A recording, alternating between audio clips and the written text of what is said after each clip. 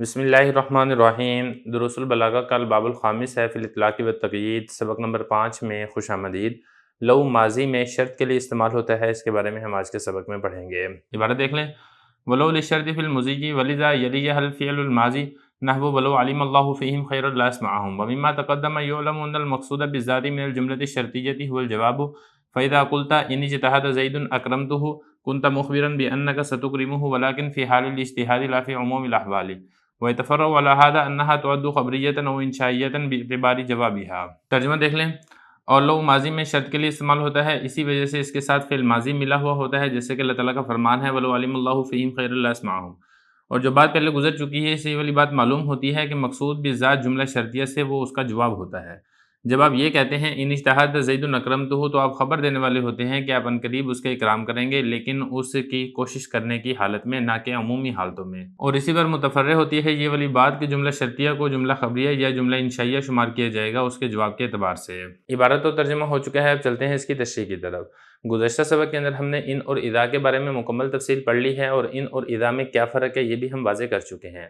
آج کے سبق کے اندر جو تیسرا حرف شرط ہے لو، اس کے بارے میں تفصیل بیان کی جا رہی ہے کہ لو ایک ایسی شرط کے لیے آتا ہے جس کا تعلق زمانہ ماضی کے ساتھ ہو۔ دوسرے لفظوں میں آپ یہ بھی کہہ سکتے ہیں کہ لو کا مدخول زمانہ ماضی یعنی فعل ماضی ہوتا ہے۔ تیسرے لفظوں میں آپ ایسے بھی کہہ سکتے ہیں کہ لو کا دخول فعل ماضی کے اوپر ہوتا ہے۔ اب اس کی مثال یہ ہے، اللہ تعالیٰ قرآن مجید کے اندر ارشاد فرماتے ہیں وَلَوْ عَلِمَ اللَّهُ فِيهِمْ خَيْرًا لَّأَسْمَعَهُمْ۔ اگر اللہ تعالیٰ ان کے بارے میں کوئی بھلائی کی بات جان لیتا تو اللہ تعالیٰ ان کو ضرور سنا دیتا۔ اب یہاں پہ دیکھیں لو حرف استعمال کیا جا رہا ہے، اور اس کا جو مدخول ہے عالمہ، یہ فعل ماضی ہے۔ تو فعل ماضی یہاں پر شرط کے لیے استعمال ہو رہی ہے کہ اگر ماضی کے اندر ان کے اندر بھلائی اور خیر کا ثبوت ہوتا تو اللہ تعالیٰ انہیں سننے کی توفیق بھی دیتے۔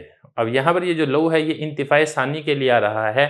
انتفاع ثانی ہے یعنی دوسری بات نہیں ہو رہی ہے۔ جو اللہ تعالیٰ نے فرمایا اسمعہم، اللہ تعالیٰ ان کو سنا دیتا، تو اللہ تعالیٰ نے ان کو نہیں سنایا۔ کیوں؟ اس کی وجہ یہ ہے انتفاع اول کہ پہلی بات نہیں پائی جا رہی ہے، ان کے اندر خیر اور بھلائی نہیں ہے۔ اگر ان کے اندر خیر اور بھلائی ہوتی تو پھر دوسری بات بھی پائی جاتی ہے، اللہ تعالیٰ ان کو پھر سننے کی توفیق بھی عطا کر دیتے۔ آپ یہ بھی کہہ سکتے ہیں اللہ تعالیٰ ان کو سنا بھی دیتے ہیں۔ اور ذرا عبارت دیکھیں، فرما رہے ہیں کہ لو یہ زمانہ ماضی میں شرط کے لیے آتا ہے، اسی وجہ سے لو کے ساتھ ملی ہوتی ہے فعل ماضی۔ یہ جو یلی جہاں ہے یہ لوٹ رہی ہے حازم لو کی طرف، اور یہ جو الفعل الماضی ہے یہ یلیہ کا فاعل ہے، جیسے کہ اس کی مثال ہے وَلَوْ عَلِمَ اللَّهُ فِيهِمْ خَيْرًا لَّأَسْمَعَهُمْ۔ اگلی بات یہاں پر یہ ذکر کی جا رہی ہے کہ جملہ شرطیہ میں مقصود بذات شرط نہیں ہوتا بلکہ جواب شرط ہوتا ہے، اور شرط حکم کے لیے صرف قید کے طور پر ذکر کی جاتی ہے۔ مثال کے طور پہ اگر کوئی شخص یہ کہتا ہے اِنِ اجتہد زید اکرمتہ، اگر زید محنت کرے گا تو میں اس کا اکرام کروں گا، تو اس جملے کا مطلب یہ ہے کہ متکلم زید کے اکرام کی خبر دینا چاہ رہا ہے کہ متکلم زید کو جلد ہی اکرام دے دے گا۔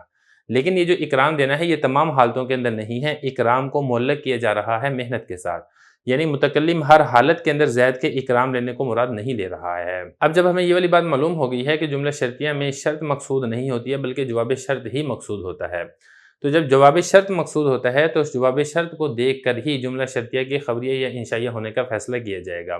یعنی اگر جواب سے کسی چیز کے متعلق خبر دینا مقصد ہے تو پھر پورے کا پورا جملہ شرطیہ خبریہ ہوگا، اور اگر جواب سے کسی چیز کی طلب معلوم ہو رہی ہے تو پھر اس صورت کے اندر پورے کا پورا جملہ وہ خبریہ نہیں بلکہ انشائیہ ہوگا۔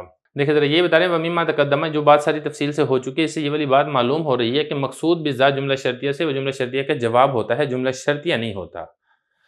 جب آپ یہ کہیں گے مثال کے طور پہ اِنِ اجتہد زید اکرمتہ، اگر زید نے کوشش کی تو میں اس کا اکرام کروں گا، کنت مخبرا، تو آپ خبر دینے والے ہیں بِأَنَّكَ سَتُكْرِمُ، کہ آپ اس کا عنقریب اکرام کریں گے۔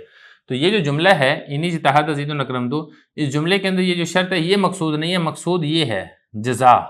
لیکن یہ جو اکرام ہے یہ حالت اجتہاد میں ہے، محنت اور کوشش کی حالت میں، لا فی عموم الاحوال، عام حالتوں کے اندر نہیں ہے، تو اس لیے یہ جو شرط ہے اس کو بطور قید کے جملے کے اندر ذکر کیا جا رہا ہے۔ اور اسی پر ایک اور بات بھی متفرع ہوگی کہ جب جملہ شرطیہ کے اندر جو اعتبار کیا گیا ہے وہ جواب شرط کا کیا گیا ہے، تو اگر جواب شرط خبریہ ہے تو پھر جملہ شرطیہ مکمل خبریہ ہوگا، اور اگر جواب شرط وہ خبریہ نہیں بلکہ انشاء ہے تو پھر اس کے اندر پورے کا پورا جملہ شرطیہ وہ جملہ انشائیہ شمار کیا جائے گا اپنے جواب کے اعتبار سے۔